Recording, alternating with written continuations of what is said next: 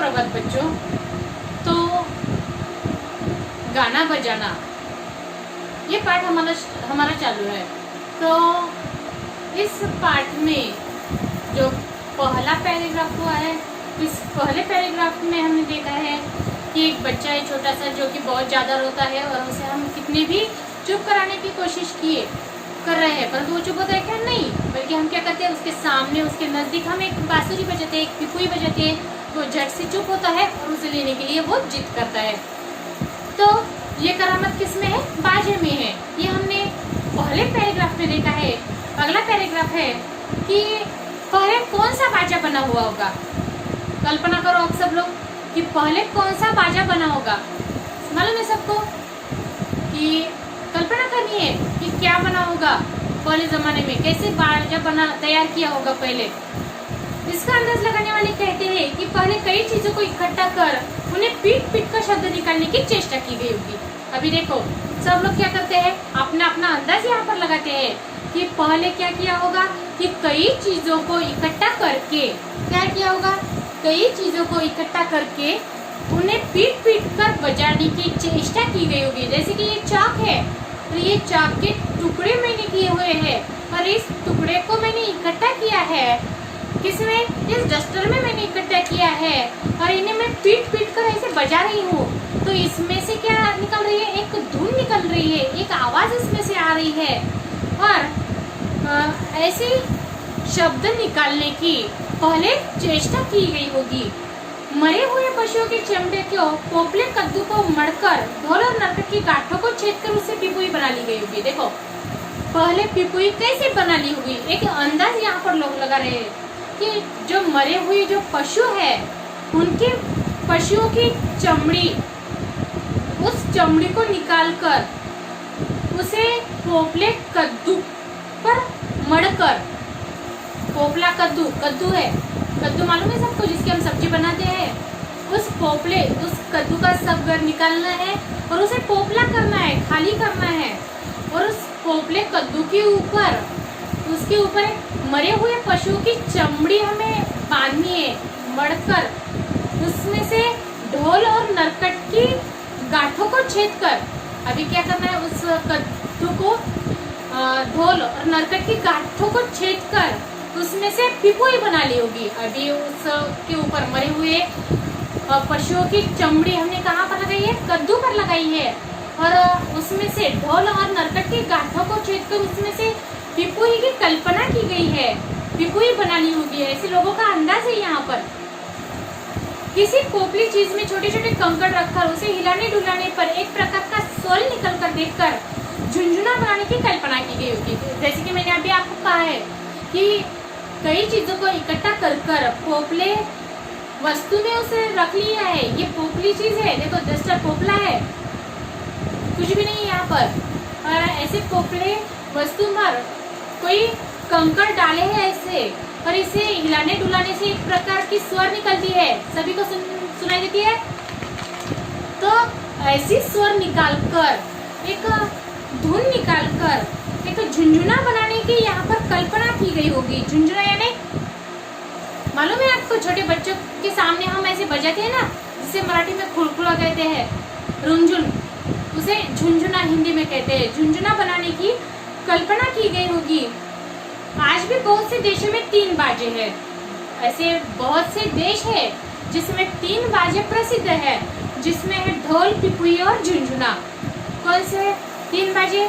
ढोल, पिपुई और झुंझुना। ये जो 3 बाजे हैं, ये 3 बाजे आज कई देशों में प्रसिद्ध है। हमारे देश में भी ढोल है, पिपुई है और झुंझुना भी है, जो कि प्रसिद्ध माना जाता है। चाहे उनका आकार प्रकार अलग हो, सारे देश में ये बाजे है, परंतु हर एक अलग अलग देश में इसका नाम अलग है और इसका आकार और इसका प्रकार अलग अलग है। हमारे देश में ढोल का आकार अलग है तो दूसरे देश में उसका आकार अलग है, उसका प्रकार अलग है। इन तीनों के सहारे ही नाना तरह के स्वर निकाले जाते हैं। और ये जो 3 वाद्य है, ढोल, पिपुई और झुंझुना, इन तीनों वाद्यों के सहारे ही नाना प्रकार के, नाना अलग अलग तरह के स्वर निकाले जाते हैं। तो ये हुआ है हमारा तीसरा पैराग्राफ। तो इसमें से जो कठिन आपको कुछ लगा है तो आप मुझे बाद में व्हाट्सएप ग्रुप पर सेंड कर सकते हो। हमारा जो व्हाट्सएप ग्रुप है इस पर आपको आपका जो सवाल है, आपको जो कठिनाइयाँ लगी है इस पाठ में से, वो सवाल आप मुझे भेजने हैं आपको। देखो अगला पैराग्राफ है, वनवासी लोगों के गाने बजाने को गौर से सुनने पर मालूम होता है कि उनमें ताल पर ज्यादा ध्यान दिया जाता है। वनवासी लोग सुने आप, देखे आप लोगों ने, जाते ना वनवास के लिए, तो वो जो लोग हैं उनके गाने बजाने जाने का जो ढंग है, उस ढंग के और आपको गौर से देखना है, ध्यान से आपको उनकी तरफ देखना है, सुनना है उनके गाने बजाने को। उनके गाने बजाने का जो ढंग है, उनका जो तरीका है, उनके ऊपर आपको ज़्यादा ध्यान से देखना है, सुनना है। और हमें ध्यान से देखकर, गौर से देखकर हमें ये मालूम होता है कि उनमें ताल पर ज़्यादा ध्यान दिया जाता है, सुर पर नहीं है। ज़्यादातर ध्यान कहाँ पर है उनका, वनवासी लोगों का? ताल पर ज़्यादा ध्यान दिया जाता है, सुर पर कम ध्यान दिया जाता है उनका। और ज़्यादातर ध्यान किसके ऊपर होता है उनका? ताल पर। अमेरिका के रेड इंडियनों को देखिए या अफ्रीका के हबशी लोगों को, देखो यहाँ पर दो लोगों का उल्लेख किया है, अमेरिका के red Indian, America red Indian, दो लोगों का यहाँ पर उल्लेख किया हुआ है, रेड इंडियन तथा अफ्रीका कौन से लोग हैं? हबशी। ये दो लोगों का उल्लेख आपको ध्यान से ये याद रखना है आपको कि अमेरिका के कौन से लोग हैं, तो रेड इंडियंस, और अफ्रीका के हैं हबशी। तो यहाँ पर अमेरिका के रेड इंडियनों को देखिए या अफ्रीका के हबशी लोगों को गाने बजाने में ताल की प्रमुखता उनकी यहाँ है। अमेरिका के रेड इंडियन देख लो या फिर अफ्रीका के हबशी लोगों को आप देख लो, उन दोनों के यहाँ पर ज्यादातर सुर पर ज्यादा ध्यान नहीं दिया जाता, तो उनके ऊपर ज्यादातर ध्यान दिया जाता है, वो है ताल पर। हबशी लोग तो ढोल बजाने में इतने उस्ताद है कि उन्होंने ढोल की भाषा का इजाद कर लिया है। अभी देखो ये जो अफ्रीका के जो हबशी लोग हैं वो ज्यादातर ढोल बजाने में इतने उस्ताद है, वो लोग क्या बजाते हैं? ढोल। और ढोल बजाने में ये लोग इतने उस्ताद है कि उन्होंने ढोल की भाषा का इजाद कर लिया। इजाद यानी खोज, जिसे हम अंग्रेजी में सर्च कहते हैं ना, सर्च किए भाषा की, इस भाषा को सर्च किया है हमने, ऐसे कहते हैं ना। तो इसीलिए अफ्रीका के जो हबशी लोग हैं वो ढोल बजाने में इतने उस्ताद है कि इन्होंने ढोल की एक भाषा ही बना ली है, एक भाषा की खोज की है, ढूंढ निकाली है, ढोल की भाषा का इजाद कर लिया, ढोल की भाषा ही उन्होंने खोल ली है। एक जगह कोई ढोल बजा रहा है, देखो ढोल की भाषा की खोज कैसे की है उन्होंने, कि एक जगह, यहाँ पर मैं आपको पढ़ा रही हूँ, आप अपने घर में पढ़ रहे, सब सुन रहे हैं, तो यहाँ पर मैं ढोल बजा रही हूँ, एक आदमी कोई ढोल बजा रहा है, एक आदमी यहाँ पर ढोल बजा रहा है, दूसरा मीलों की दूरी पर बैठा उसे ढोल सुन रहा है, उस ढोल को सुनकर समझ लेता है कि वो क्या कर रहा है। मैं यहाँ पर ढोल बजा रही हूँ, आप सुन रहे हैं और आपको समझ में आ रहा है कि मैं ढोल बजाकर क्या कर रही हूँ, क्या बजा रही हूँ और क्या कहना है मेरा, इस ढोल के माध्यम से मेरा क्या कहना है आपसे, ये आपको समझ में आ रहा है। ये हुई है इस ढोल की भाषा, और ये किसने निकाली है? हबशी लोगों ने इसकी खोज निकाली है। एक आदमी यहाँ पर बैठा है, ढोल बजा रहा है, और दूसरा कई मीलों पर उसे सुनकर उसे समझ रहा है कि वो क्या कह रहा है। गाने बजाने का शौक, जैसा कि कहा गया है, पिछड़े से पिछड़े देश के लोगों में भी है। मैंने कहा है कि गाने बजाने का शौक यहाँ पर कहा गया है कि पिछड़े से पिछड़े देश के लोगों में भी ये गाने बजाने का शौक है। तो पिछड़े से पिछड़ा मतलब क्या? इसके पहले तासिका में मैंने बताया है, पिछड़ा यानी जिस देश का किसी भी प्रकार का विकास नहीं हुआ है उसे कहते हैं पिछड़ा। तो ऐसे देश में आप जाओगे तो आपको गाना बजाना वो लोगों में आपको वो शौक दिखाई देगा गाने बजाने का। मध्य अफ्रीका के लोग खूब गाते बजाते हैं और उनका गवैया दल जहाँ जाता है उसे पूरा सम्मान मिलता है। देखो मध्य अफ्रीका के जो लोग हैं, हर एक देश का उल्लेख यहाँ पर किया हुआ है।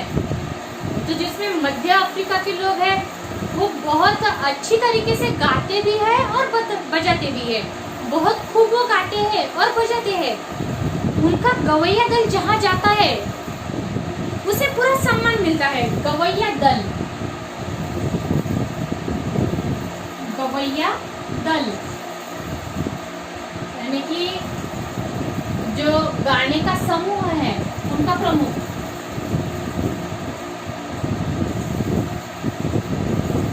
गाने के समूह का प्रमुख, दल यानी प्रमुख। हम देखते हैं कि आपकी क्लास में एक मॉनिटर होता है, वो आपकी क्लास का प्रमुख होता है, दल होता है।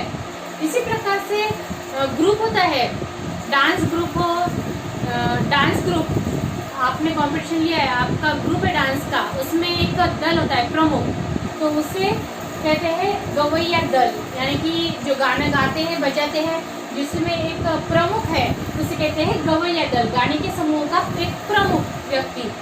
तो वो क्या कहते हैं, मध्य अफ्रीका के लोग बहुत अच्छे से गाते हैं और बजाते भी है। उनका गवैया दल जहाँ जाता है उसे पूरा सम्मान मिलता है। उनका जो ग्रुप है गाने बजाने का बजाते हैं जो लोग, उनका जो ग्रुप है गवैया दल, वो जहाँ पर भी जाता है उनके दल को बहुत सम्मान मिलता है, पूरा सम्मान उन्हें मिलता है। किंतु वहाँ के गवैयों पर एक आफत भी है। मध्य अफ्रीका का जो गवैया दल है उनकी गवैयों पर, यानी कि जो लोग हैं उनके गवैयों में, उनके दल में, समूह में, उनके समूह के लोगों पर एक मुसीबत है, आफत। आफत का अर्थ क्या होता है, मुसीबत, आफत, आफत यानी मुसीबत। उनके जो गवैया दल है उन गवैया दल के लोगों के ऊपर एक मुसीबत आती है, एक आफत भी है। किंवदंती है कि जो सबसे अच्छा गाता है राजा उसकी आंखें निकाल लेता है।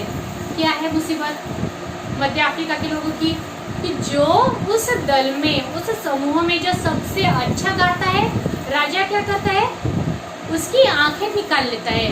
उस देश का जो राजा है वो राजा उस दल में जो सबसे अच्छा गाता है उसकी आंखें वो निकाल लेता है। जिससे गवैया राज्य छोड़कर दूर देश न चला जाए, जिससे जो गवैया है, जो गाना बजाता है, जो गाना गाता है, वो व्यक्ति दूसरे देश, दूसरे गांव जाकर वो गा ना सके, इसलिए वो राजा क्या करता है, उसकी आंखें निकाल देता है ताकि वो कहीं दूर ना जा सके। जैसे कि हमने देखा है कि ताजमहल बहुत अच्छा है ना, तो जिसने ताजमहल बांधा है उस राजा ने क्या किया था, उसकी जो हाथ है, दोनों हाथ, उसके हाथ तोड़ दिए थे, मालूम है सबको, ताकि ऐसा दूसरा ताजमहल न बन सके। तो इसी प्रकार से जो मध्य अफ्रीका का जो राजा है, उस राजा ने क्या किया है कि जो गवैया दल में जो सबसे अच्छा गाता है राजा उसकी आंखें निकाल देता है ताकि वो दूसरे गांव ना जा सके। तो यहाँ तक सभी लोगों को समझ में आ गया होगा कि मैं आपको आशा करती हूँ आपसे, और बाकी का जो हमारा चैप्टर है वो हम आगे की तासिका में लेंगे। Thank you.